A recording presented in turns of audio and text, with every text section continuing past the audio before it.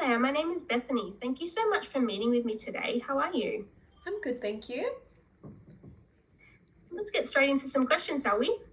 As a health practitioner, it is important to have a high level of interpersonal skills to help connect with clients.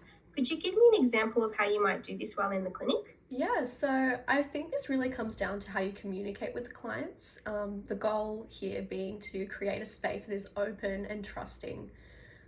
Paying attention to many of the verbal or non-verbal cues that play into that, whether this be with your tone of voice, your body language, or the way things are phrased in order to motivate rather than prescribe. This also ties into, one of the principles of naturopathy as the doctor, as the teacher. And then I think all of these things sort of pivot upon the idea of your own self-awareness as a practitioner. Beautiful. So, professional communication and a therapeutic relationship are another important part of being a successful health practitioner. Is this important to you in your own clinic, and why? Of course, professional communication is one of the biggest contributors to a successful therapeutic relationship, in my opinion. I always want to make sure that I'm providing the best possible care to my clients. To do so, I think you have to have a healthy therapeutic relationship with things like mutual respect, with trust, with boundaries, and rapport as well. Lovely. So, would you consider yourself to be self-aware, and if so, how? Yeah, I would consider myself self-aware. I think it's a skill that you sort of have to begin with, and then over the progression of your career in the field of health especially, that you have to build on. I think it comes down to being aware of yourself, your own beliefs, values, and how this shapes your actions and reactions towards other people.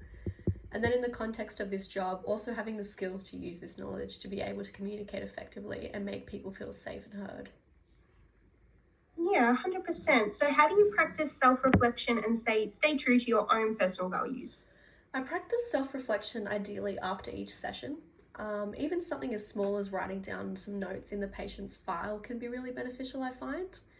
Also taking the time to think about the type of care I am providing to each individual, to be reflective enough to think about how my actions as a healthcare provider translate from my personal values, my personal experiences, that kind of thing.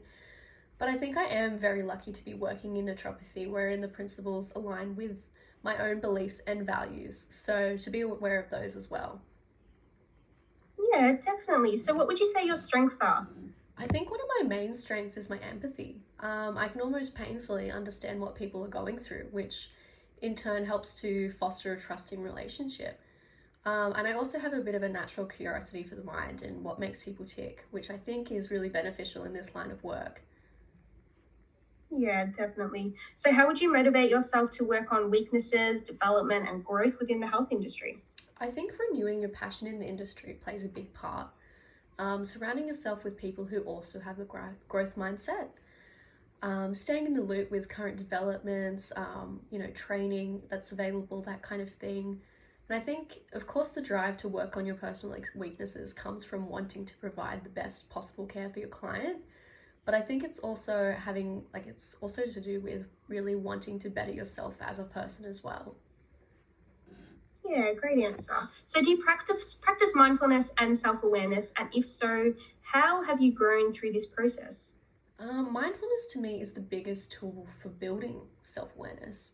It sounds cliche, but sometimes something small like taking a few deep breaths to ground yourself back into the body, to ask how you're feeling, what's motivating you right now, can really make such a difference.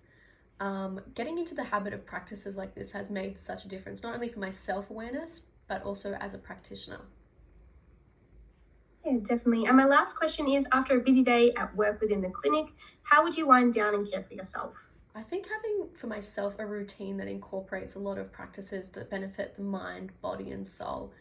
So, from the body, this can be things like going for a run, getting some fresh air. For, the soul, it can be kind of a spiritual practice, for the mind, writing in a journal, and even, simple things like getting enough sleep and eating nutritious meals.